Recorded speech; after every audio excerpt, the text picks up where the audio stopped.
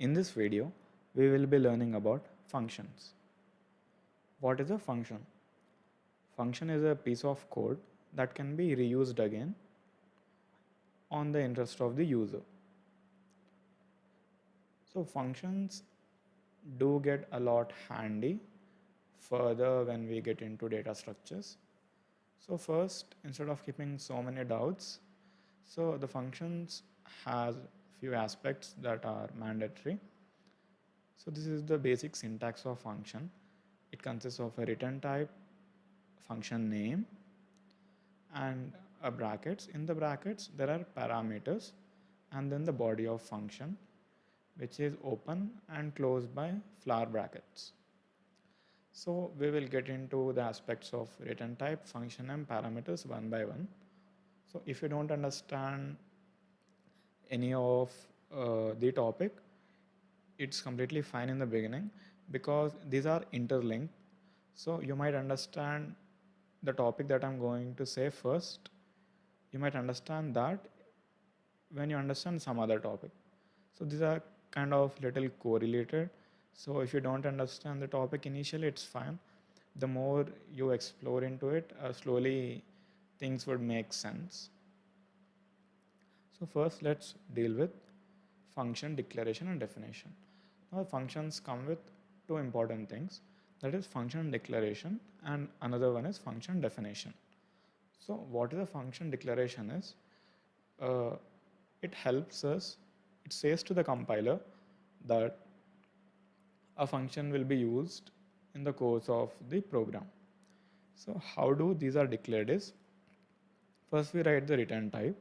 For the example, I'm taking void and then we write function name.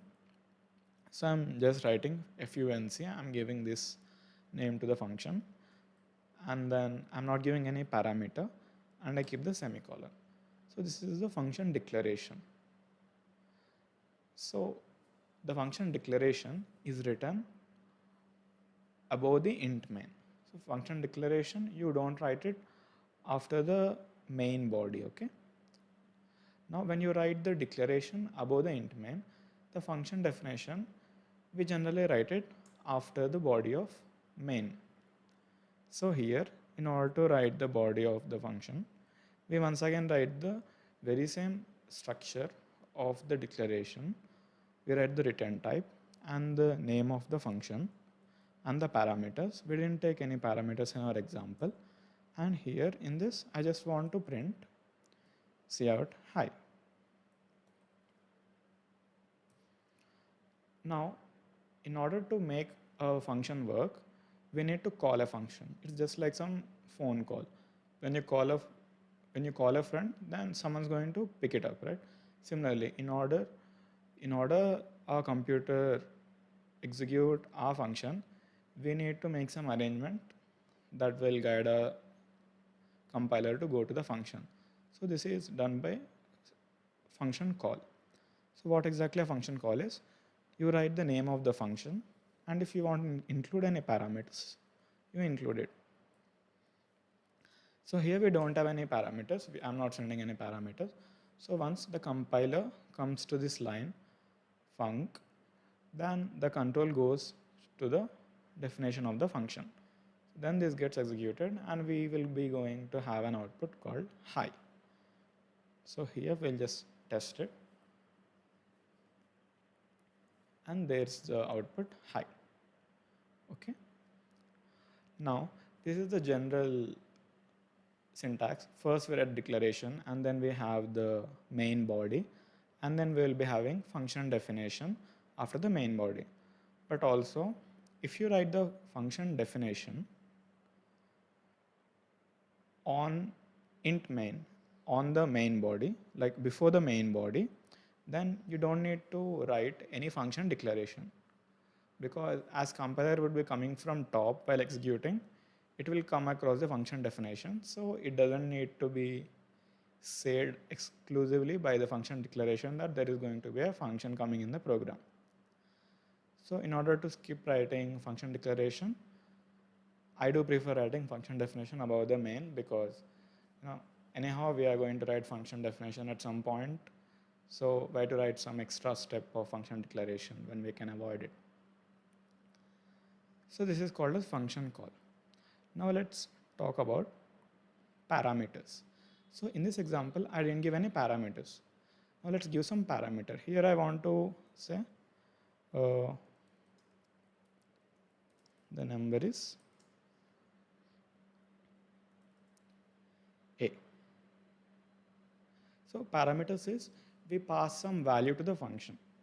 So let us pass numerical value 10, and here in the parameters we do receive the value that we are sending. So here as I am sending a numerical value 10, in the parameters of the function I do provide a data type and a variable that can store the value that is being passed from function call to the function definition. So now whatever the value that's coming from function call, it's stored in the variable a. So here when I print, so now the output would be the number is 10.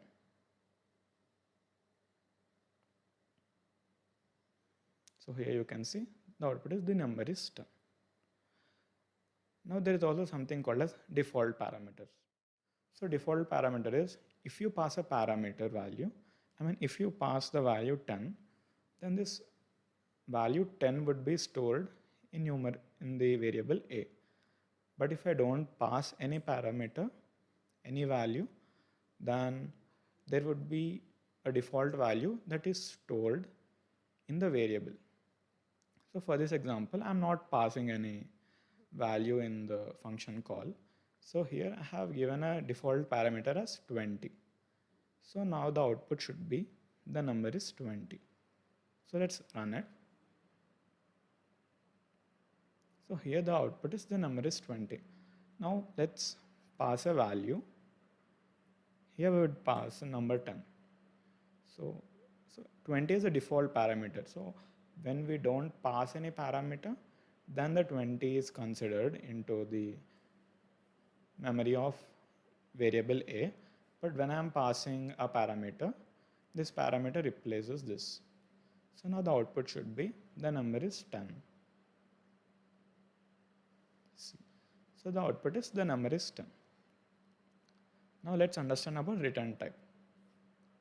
Now the return type is what do our function sends back. Now here this value is sent to the function. But is our function sending anything back to the main program? No, here we are just printing and that's it. Our work is done. But what if our function body is designed in a way where our main program do need that value back?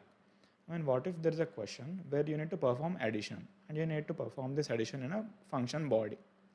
So here let's take some example. We'll take int a equals to 10 and b equals to 20. Now I want to perform this function in a body. So here I will just take int sum equal sum and I will, So here what I'm doing is I'm taking input 10 and 20 and then I'm declaring a variable int sum and here I'm calling a function. Now I'll pass parameters a and b through function, and here as I'm passing two parameters, I do want there should be two parameters that would be receiving these values, int c, int d. So the value that is stored in the a is stored in the first parameter, that is int c. Now the value that's going through b, that is stored in the second parameter, that is d. So here instead of this I would want to send the summation of this back to the program, and here I would be printing cout the sum is sum. So here I would be writing return C plus D. So the calculation C plus D is done and we write the keyword return. So when you write this keyword, whatever value that you write beside the keyword return, it is sent back to the place wherever it was called initially. So here is the function call that func, and you are sending parameters a and d. So at this point, the compiler functionality is sent from this place to this place. Now here the parameters are taken and the operation is done and it is sent back.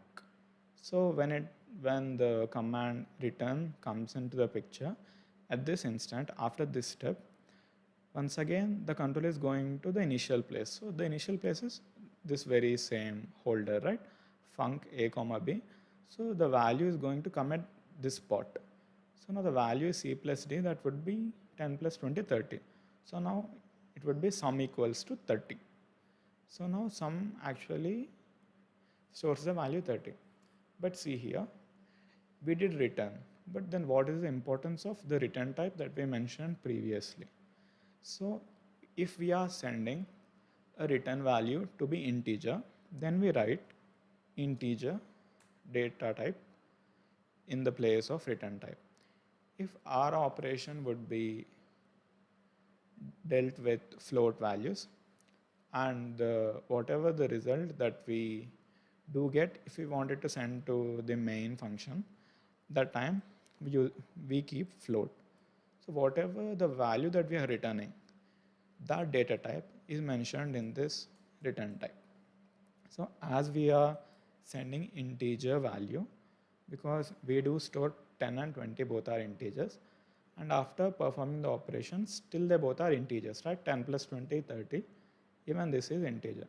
So we are sending it back as it is integer. We do keep integer data type in the placeholder of return type. And now let's talk about call by value and call by reference. First we'll talk about call by value. Let's consider the example that we used in our program earlier. We had a main program. In this main, we had 10 stored in variable A and 20 stored in variable B. And we call a function and we pass variable A and B. So it do perform some operation, right? So there was a body of function. Let's say func body, and how these are stored is function body has variable c and it stores the value that is passed. So c stores 10 and d stores 20. So what exactly happening is the value that is there in A, it is copied and it is being pasted in C. So the actual value of A is not sent. A copy of value that is present in A is sent, and that value is stored in C and D. So if you make any changes in the function body, if you try to mess it up, c equal to c plus 10, now the value of c is upgraded to 20, right? And if you print the value of c here, c out c, the output would be 20. But whereas if you print c out a in the body of main, the output would be 10. Though the value that is stored in A is sent and manipulated in the function body, the value that's present in A is not changed or updated, because we are not sending the actual value, we are sending a copy of that value. So the changes that are made in the function body are not reflected back into the body of main, are not reflected back into the parameters that were sent from the body of main. This is call by value. The changes are not reflected back in this. Whereas call by reference, in call by reference, the changes that are made in the body of function are reflected back in the parameters that are there in the body of main. So how exactly this happens is, here instead of writing, so here in the definition of function, we just write int c comma int d, right? So instead of just writing this, we add an ampersand before the variables. So just by adding this way, the values are manipulated. Now, in order to understand how exactly these make that difference, is we'll understand a little memory diagram. So internally, let's assume this to be a main memory. Now the variables that are there in the main code are stored in the main memory. Now the variable a is allocated a memory address of 1000, and the memory 1000 holds the value 10, and a memory block whose address is 1002 stores the value 20. So the memory addresses are not mandatory to be 1000 and 1002. This can be anything, but just for the purpose of example, we have taken 1000 and 1002. Variables that are present in the function body are stored in a different memory. This is called stack memory. So stack memory is a temporary memory that is created at the initial point of the function body. So when the compiler gets into the body of function, then the stack memory is created, and once the execution of body is completed, this memory is also removed. So here in function body, when the compilation starts, let's assume our variable c has got an address 1002. Let's take it 2000, okay? And our variable d has 2002. Now the values of a, it is variable a, 10 is copied, and this copied value is allocated into variable c, that is present at the memory address 2000, and the value that is copied from variable b from the main memory is copied and stored in the variable d, that is stored at the location 2002. So now the changes that are made in this are not reflected back. When called by value, the value is copied and sent to the variable c, right? So it is copied and sent into c in call by value, but in call by reference, address of a is sent into c and address of b is sent into d. So here the memory locations of 2000 and 2002 doesn't deal with the values anymore, it deals with the address of the variables that are passed. So the address of variable a is 1000, right? So this 1000 comes and stays in the address of 2000, and 1002 stays in the address of 2002. So now when we manipulate this, now let's take a look above. So at this point, when you write c equal to c plus 10, how exactly it is implemented is, now this deals with the memory blocks, okay? So it deals like this: memory block 1000 equal to memory block 1000 plus 10. So as the evaluation happens from right to left, so what's there in the memory address of 1000? Value 10, right? So 10 plus 10, 20, and now this 20 is stored in the address of 1000. So where is the address of 1000?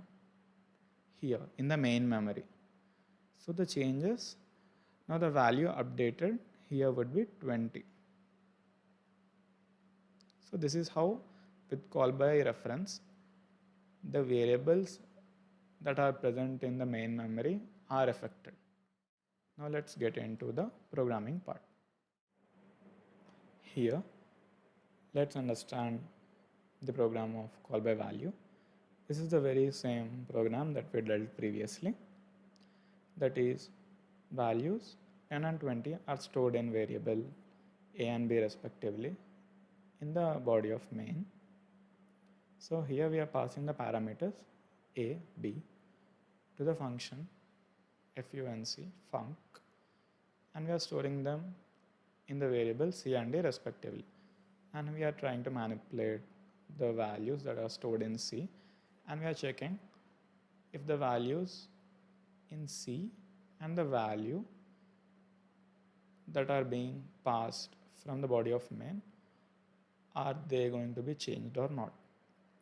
As according to call by value, whatever manipulation that happens in the body of function shouldn't reflect the actual variables that are passed from the body of main.